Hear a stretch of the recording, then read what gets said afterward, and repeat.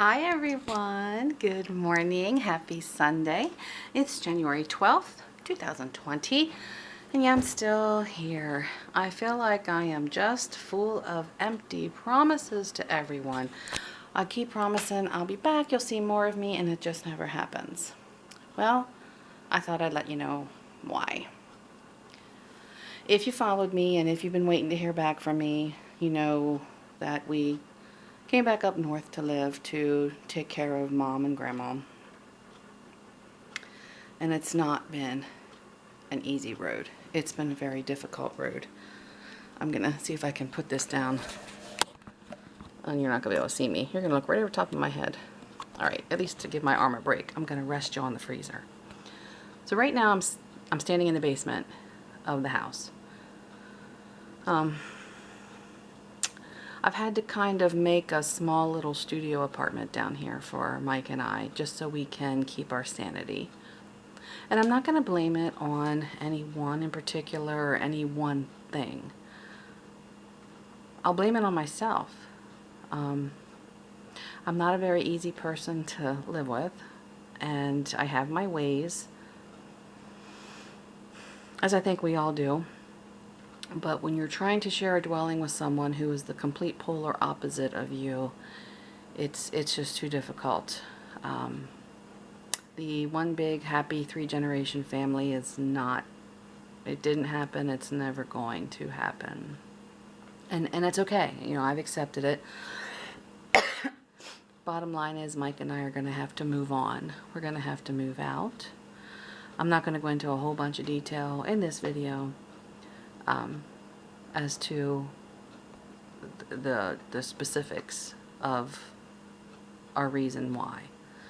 We just know that in order to keep ourselves mentally, physically, and emotionally healthy, we can't stay here, and we have to let these two figure it out on their own.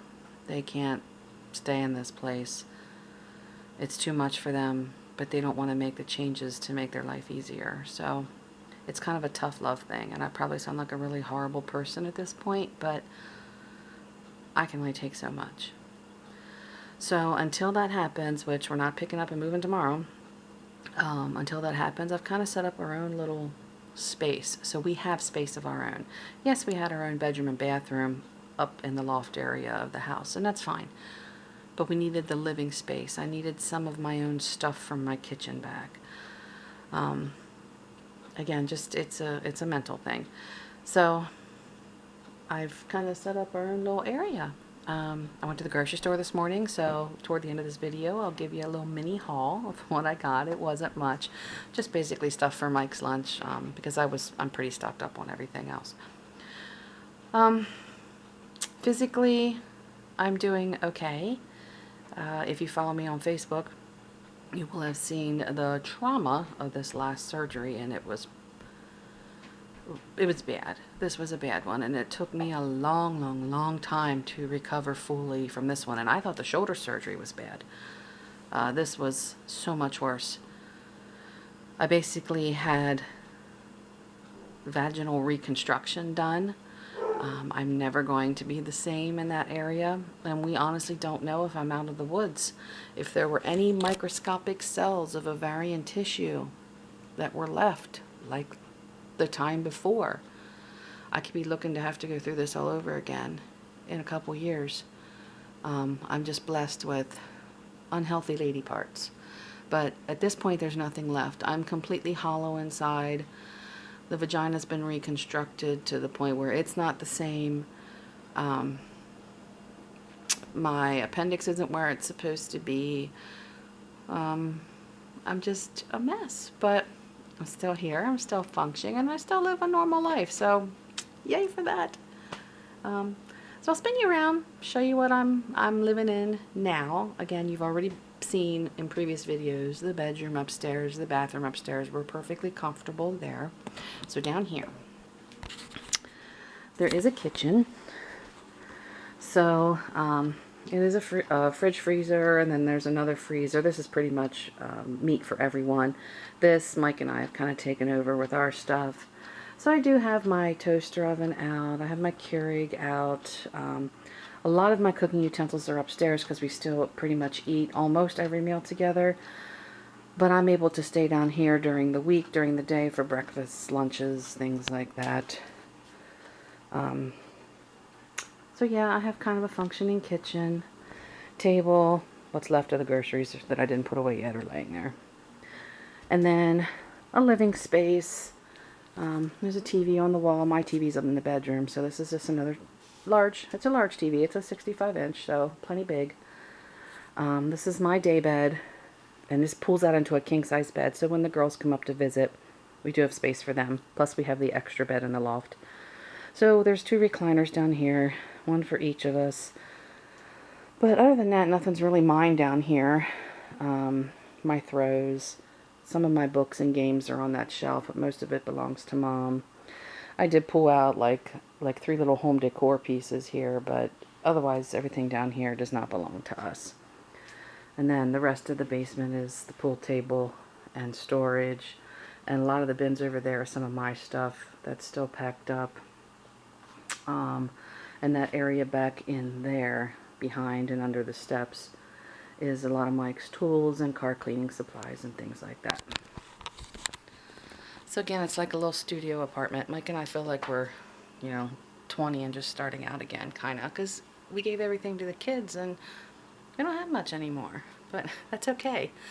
So when we do move out, we are really going to feel like a bunch of poor, just college graduates, but we'll be fine. I'm not materialistic to begin with, so honestly, it doesn't bother me. So yes, I'm looking to go back to work. I don't know anything but travel. Sad to say. Like, I can't just pick a new career unless I want to go to school. Don't have the time or money to go back to school at this point. So I have finished the insanely long process of getting cleared to work for Department of Homeland Security as a transportation security officer. Basically, TSA agent at the airports. So it was like a 14-step, very grueling process with tests, background checks, physicals, just long. It took months to get everything done. So I am eligible. I'm sitting in the ready pool. There's 2 vacancies right now for 2 airports that I have selected. One being Harrisburg, since that's the closest to where we're currently at. That job posting closes Thursday. And I'm sitting here ready to go.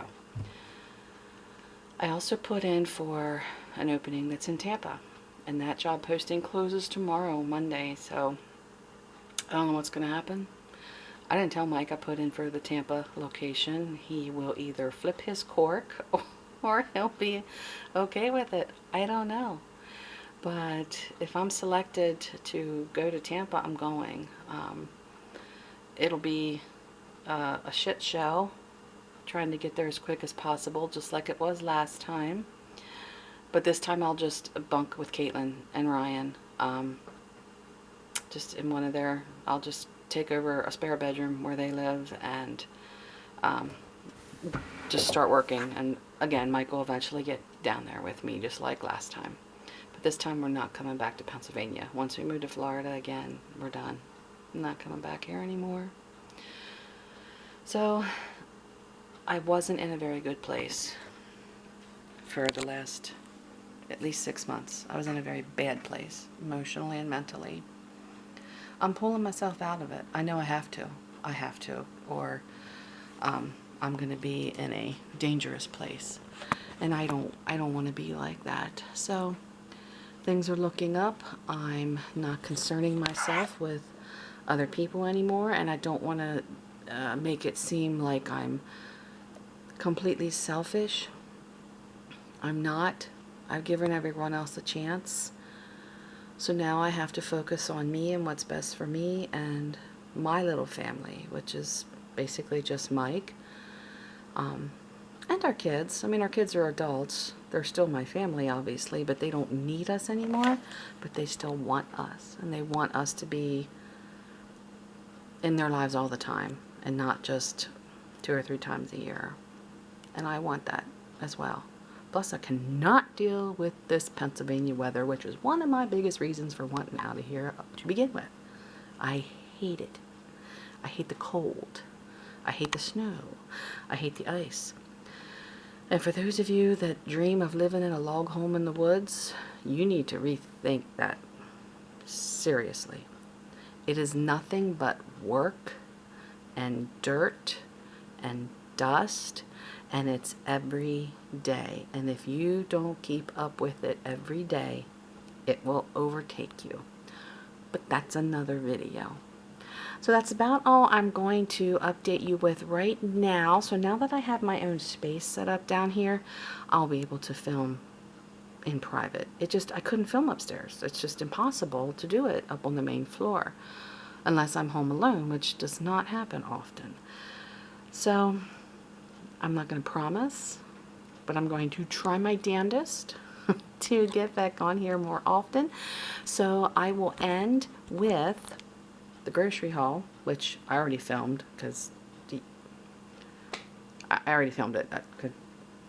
Yeah, I'm just going to add it to the end. So you'll see what I got at Walmart this morning, which is the only place I went.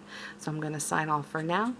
Thanks for those of you that have asked about me and asked where I've been. Again, follow me on Facebook. It's Michelle with one L, Cutlip, C-U-T-L-I-P, Ritz, R-I-T-Z. I'm also on Instagram, same name as my YouTube account, which is Our Ritz Life.